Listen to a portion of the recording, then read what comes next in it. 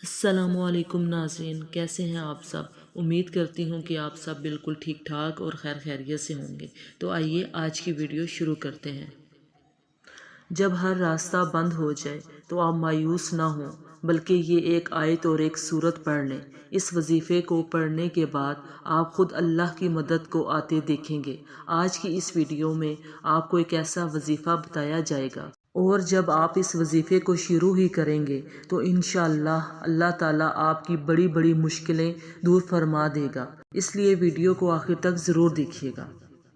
جی ناظرین، اللہ تعالیٰ آپ کے بڑے بڑے غم ختم فرما دے گا، بڑی بڑی بیماریاں اور جادو جنات سے آپ کی حفاظت فرمائے گا۔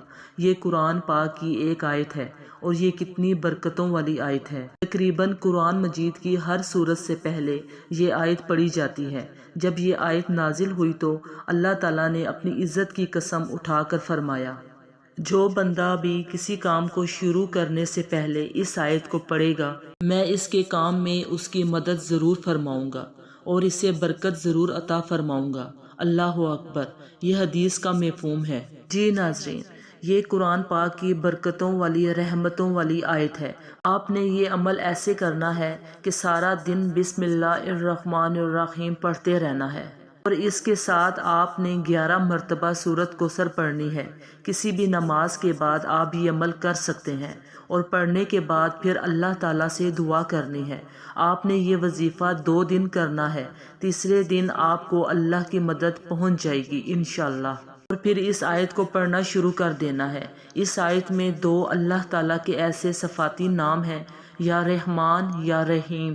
جو بندہ ان کو پڑھتا ہے اللہ کی رحمت کو جوش آتا ہے، پھر اس بندے کی بڑی بڑی دعائیں قبول ہو جاتی ہیں، اور اس کے بڑے بڑے غم اللہ تعالیٰ دور فرما دیتا ہے۔ بڑے بڑے لوگوں نے اس آیت کا وظیفہ کیا۔ کسی نے بتایا اس کو پڑھا اللہ نے دشمنوں سے بچایا، کسی نے بتایا اس آیت کو پڑھا اللہ نے بڑی بڑی بیماریاں ختم کر دیں، کسی نے بتایا میں نے رزق کے لیے پڑھا اللہ نے رزق حلال دیا، کسی نے بتایا رشتوں کے لیے پڑھا اللہ تعالیٰ نے شادی کے مسئلے حل کر دیے، اولاد کے لیے کسی نے پڑھا اللہ پاک نے بڑا فضل کیا۔ دنیا کے کسی کام کے لیے بھی آپ یہ وظیفہ شروع کر لیں۔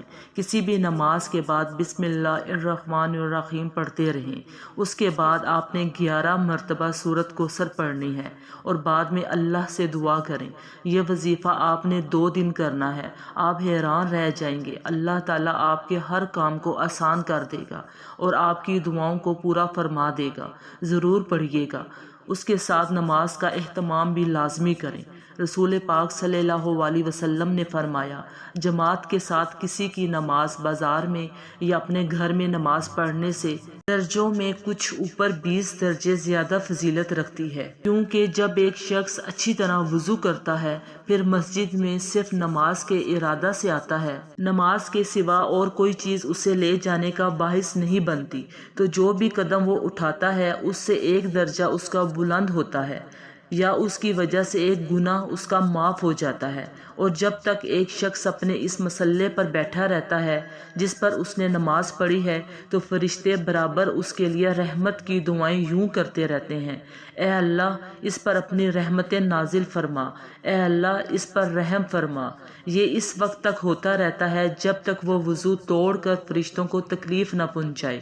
جتنی دیر تک بھی آدمی نماز کی وجہ سے رکا رہتا ہے وہ سب نماز ہی میں شمار ہوتا ہے۔ رسول پاک صلی اللہ علیہ وسلم نے فرمایا، اگر لوگوں کو معلوم ہوتا کہ اذان اور صف اول میں کتنا ثواب ہے، اور پھر انہیں اس کے حاصل کرنے کے لیے قرآن دازی کرنی پڑتی تو وہ ضرور کرتے، اور اگر انہیں معلوم ہو جائے کہ نماز سویرے پڑھنے میں کتنا ثواب ہے تو لوگ ایک دوسرے سے سبقت کرنے لگیں، اور اگر انہیں معلوم ہو جائے کہ عشاء اور صبح کی کتنی فضیلتیں ہیں تو اگر گھٹنوں کے بھل آنا پڑتا تو پھر بھی آتے۔ رسول پاک صلی اللہ علیہ وسلم نے فرمایا، جس نے اذان سن کر یہ دعا پڑھی، اے اللہ اس کامل پکار کے رب اور کھڑی ہونے والی نماز کے رب محمد صلی اللہ علیہ وسلم کو قرب اور فضیلت عطا فرما، تو اس کے لیے قیامت کے دن میری شفاعت ضروری ہوگی۔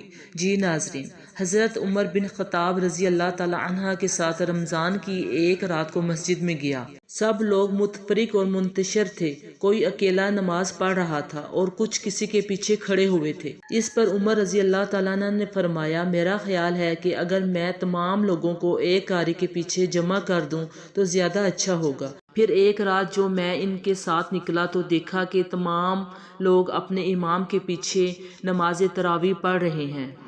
हज़रत उमर रजी अल्लाह ताला अन्हु ने फरमाया, ये नया तरीका बेहतर और मुनासिब है, और रात का वो हिस्सा जिसमें ये लोग सो जाते हैं इस हिस्से से बेहतर और अफजल है जिसमें ये नमाज पढ़ते हैं। आपकी मुराद रात के आखिरी हिस्से की फजीलत से थी, क्योंकि लोग ये नमाज रात की शुरू ही में ही पढ़ लेते थे। दुआ है अल्लाह ताला मेरा सुनाना और आपका सुनना अपनी बारगाह इलाही में कबूल और मंजूर फरमाए। आमीन सुम्मा आमीन।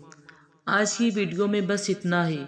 अल्लाह पाक से दुआ है कि अल्लाह पाक हमें नेक अमाल करने और बुराई से बचने की तौफीक अता फरमाए। आमीन सुम्मा आमीन या रब्बुल आलमीन। ज़िंदगी रही तो इंशाअल्लाह वो जल्द एक नई वीडियो के साथ दोबारा फिर हाजिर होंगे। तब तक के लिए मुझे इजाज़त दें। अल्लाह हाफिज़। अगर आप चैनल पर न्यू हैं तो चैनल को लाइक, सब्सक्राइब और बेल आइकन को प्रेस कर दें ताकि हमारी हर आने वाली वीडियो आप तक आसानी से पहुंच सके।